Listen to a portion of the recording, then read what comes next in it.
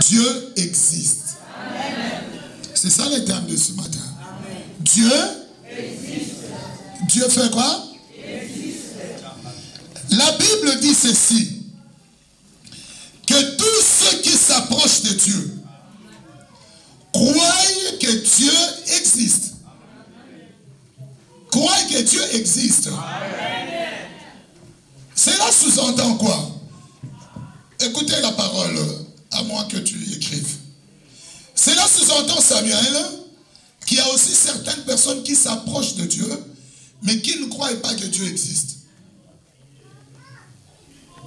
Vous savez, comme je vous le disais dans mon petit rapport ici, par exemple, au Congo, les églises commencent à 6 heures.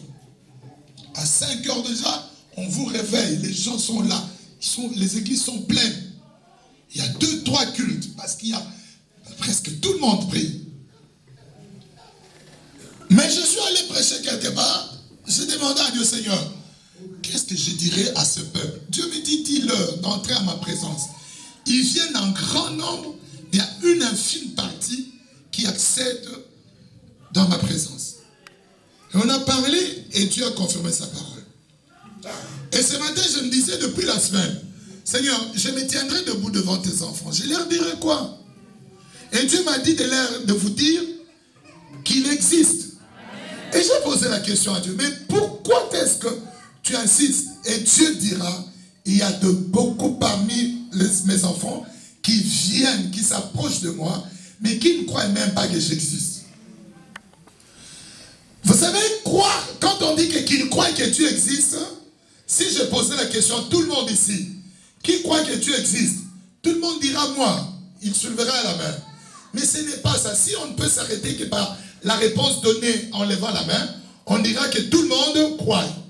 Mais c'est quand on pose des actes, dans le vécu quotidien, qu'on peut remarquer que tel croit que Dieu existe, tel autre ne croit pas.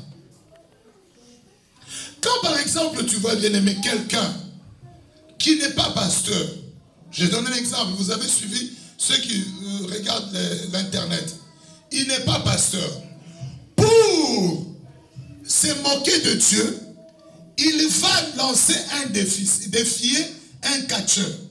Et tout le monde s'est mis à rire. Oh, on a mis le pasteur KO. Mais cet homme-là n'est pas pasteur. Je ne sais pas si je dois dire heureusement, malheureusement. Je ne sais pas, je m'abstiens de dire heureusement, malheureusement. Parce qu'après 3 semaines, il est mort. Il a défié Dieu.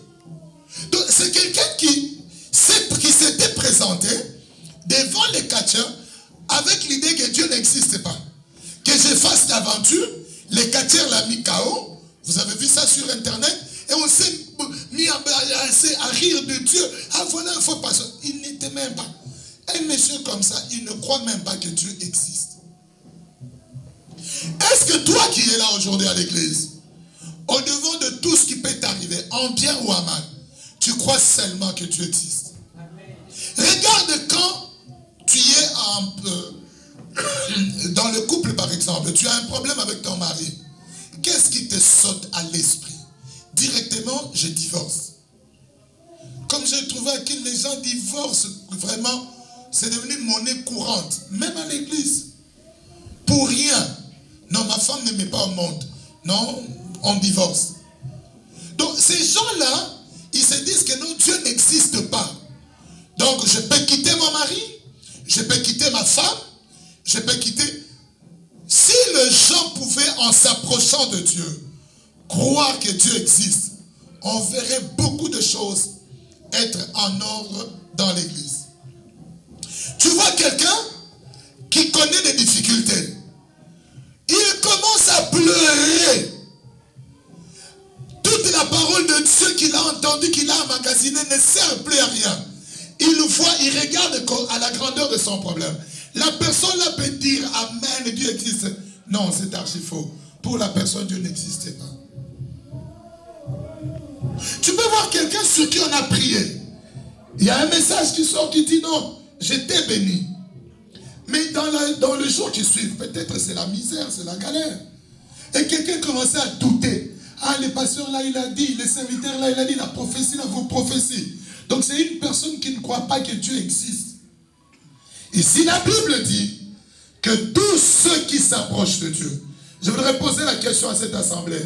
Est-ce que tu t'es approché de Dieu ce matin? Amen. Crois aussi que Dieu existe. Amen. Ma soeur, mon frère, crois aussi que Dieu existe. Regarde par exemple les relations qu'il y a à l'église entre frères et sœurs. On dit toujours que là où il y a des gens, il y a des problèmes. C'est tout à fait normal. Moi, j'ai reçu telle éducation. Toi, tu as reçu telle éducation. Tel autre sort de tel milieu. Et tel sort de... Alors, comme on se rassemble à l'église, il y a toujours des problèmes. Mais que dit la parole de Dieu? Alors toi, tu dis non. Moi, je n'aime pas qu'on me marche sur les pieds. C'est-à-dire que tu nies l'existence de Dieu. Parce que Dieu a dit dans sa parole, ne vous vengez pas vous-même. Que l'église dise amen. Amen. Quand on croit que Dieu est là, il existe, tu ne te vengeras pas. Mais quand toi tu te venges sur ta soeur, sur ton frère, tu te dis, bon, je ne lui adresserai plus la parole. Il n'aura plus ma salutation. C'est que tu nies que Dieu existe. Vous comprenez maintenant? Quand je vous disais que si on pose la question, tout le monde dira Dieu existe. Mais c'est dans les actes qu'on pose. C'est dans les actes qu'on pose. Bien-aimé, la Bible dit, tous ceux qui s'approchent de Dieu, qu'ils croient que Dieu existe.